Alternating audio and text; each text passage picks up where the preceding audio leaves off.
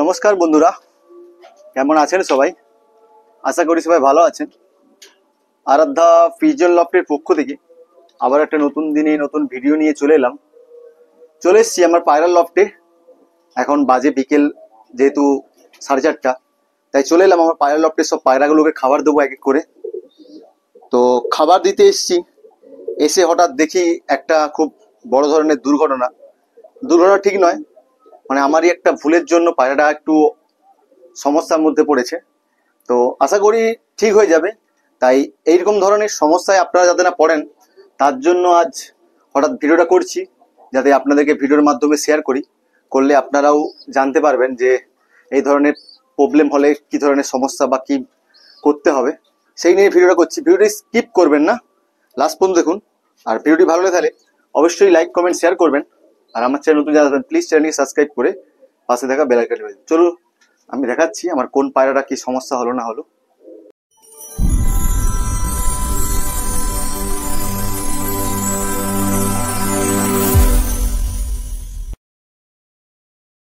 তো বন্ধুরা চলুন আগে পায়রাগুলোকে, আমার পায়রা যেগুলো আছে আমার যে লফটে আছে, তো বালতি ধরে খাবার নিয়ে নিচ্ছি। এই দেখুন জলের বোতলটাও রেখে দিয়েছি। চলুন আমার যে পায়রাটা লোটন আর শাটিনের জন্য যে পায়রাটার ঘর বানিয়েছিলাম সেইটা আগে চলি। দেখুন এইখানটায় এগুলো সব আস্তে আস্তে সব র্যাক হবে। এই যে দেখুন এখানে একটা র্যাক করেছি, এই নিচে একটা র্যাক, আবার নিচে একটা ট্রে সিস্টেম করে র্যাক হবে, উপরে আরো র্যাক হবে পায়রার বসার জন্য। এগুলো সব র্যাক তৈরি হবে, ওপাশেও র্যাক তৈরি হবে। তো এইখানে পেটিগুলো সব লাগিয়ে দিয়েছি, ভালো করে সাজিয়ে পেটিগুলো দিয়েছি। আরো উপরে পেটিগুলো উঠবে, নতুন নতুন পেটি কিনে আনি, তারপর আস্তে আস্তে করে আরো 6 লেয়ার 3 লেয়ার করে পেটি আমি সেট আপ করবো পায়রার মানে ডিম দেওয়ার জন্য। আজ আমার যত শাটিনগুলো আছে সব এই রুমটাতেই ছাড়বো। শাটিন আর লোটন, এখানে 3 পেয়ার লোটন ছেড়েছি, আর 1 পেয়ার লোটন এখনো আছে, সেটাকে ছাড়বো। তো চলুন ভিডিওটি আমি দেখাচ্ছি কোন পায়রাটা কি সমস্যা আছে। আগে চলুন খাবারটা দিয়ে দিই। তো এই যে খাবার ট্রে এদের আছে, এখান থেকে খাবারটা নিয়ে এইখানে ট্রেতে করে এদেরকে আস্তে আস্তে করে এক এক করে সব পায়রাগুলোকে খাবার দিয়ে দিই।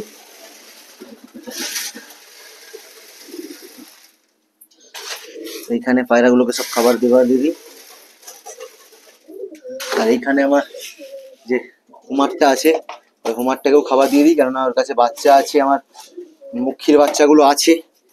তো এইখানে খাবার জল একবারে দিয়ে দেবো। তারপরে গিয়ে জলটা আগে থেকে এখানে দিয়ে রেখেছিলাম, আমি আগে প্রথমে ফার্স্ট এসে জলটা দিয়ে দিয়েছিলাম। তো এখানে চলুন এদেরকে জলটা দিয়ে দিই। এদের জলটাও বাকি আছে। এদেরকে এইখানে যেহেতু এইটা খাঁচার মধ্যে বাচ্চা তুলেছে বলে এই খাঁচাটা বাধ্য আমাকে রাখতে হয়েছে, না হলে খাঁচাটা সরিয়ে দেবো, পরে চিন্তা ভাবনা আছে।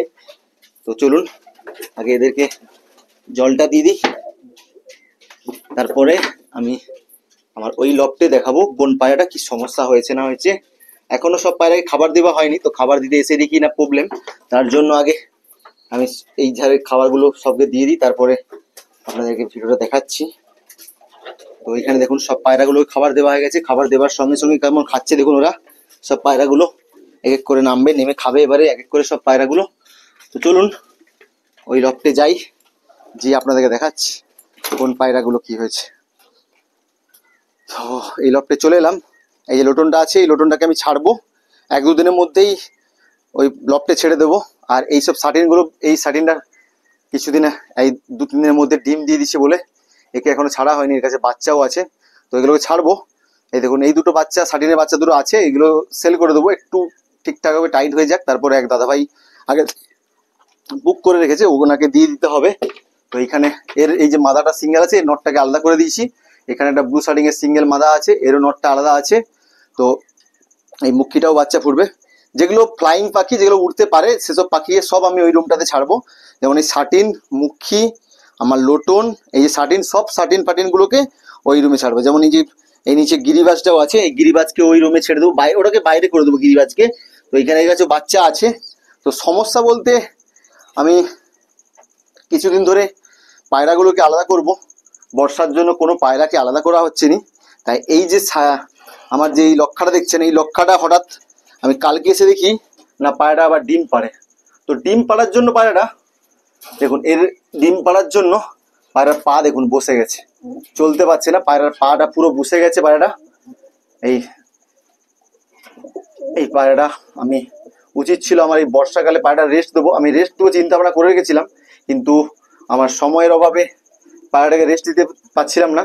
তো পায়রাটা দেখুন ডিম দেওয়ার পর হঠাৎ দেখি না পায়রাটার পা বসে। ফার্স্ট ডিম দিয়েছিল কোনো সমস্যা হয়নি, সেকেন্ড ডিম দেওয়ার পর থেকেই পায়রার পাটা বসে যায়, চলতে পারছে না। তো আমি ট্রিটমেন্ট শুরু করে দিয়েছি।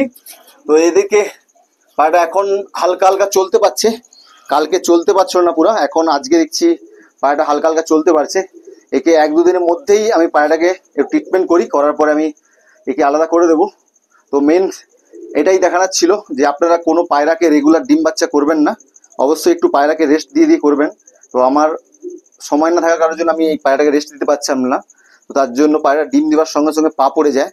এর জন্য একে পার ডে আমি একটা করে নিউরোবিয়ান ফুড প্রতিদিন রাত্রে খাওয়ার পর, রাত্রে এসে আমি একটা করে নিউরোবিয়ান ফুড খাওয়াই। টানা 1 সপ্তাহ নিউরোবিয়ান ফুড খাওয়াবো। আর প্রতিদিন একটু রোদ বাড়লে, আমি যেমন আজকে রোদ প্রচুর, দেখুন প্রচুর রোদ বাড়িয়েছিল, তাই এই যে বাইরে একটা খাঁচা রেখেছি, এই খাঁচাতে করে আমি প্রতিদিন রোদ দিই পায়রাকে, 1-2 ঘন্টা মতন রোদে রাখি। তার জন্য দেখুন আস্তে আস্তে পায়রাটা সুস্থ হচ্ছে। তো ভিডিওটি এখানেই ছিল। ভিডিওটি ভালো লাগলে তাহলে অবশ্যই লাইক কমেন্ট শেয়ার করবেন। আর আমার চ্যানেল নতুন যারা আসবেন প্লিজ চ্যানেলটিকে সাবস্ক্রাইব করে পাশে থাকা বেল আইকনটি বাজিয়ে দেবেন। তো নিত্য নতুন ভিডিও আমি আপলোড করলে আপনার ফোনে নোটিফিকেশন পৌঁছে যায়। তো দেখা হচ্ছে বন্ধুরা নেক্সট ভিডিওতে। ভালো থাকবেন সবাই।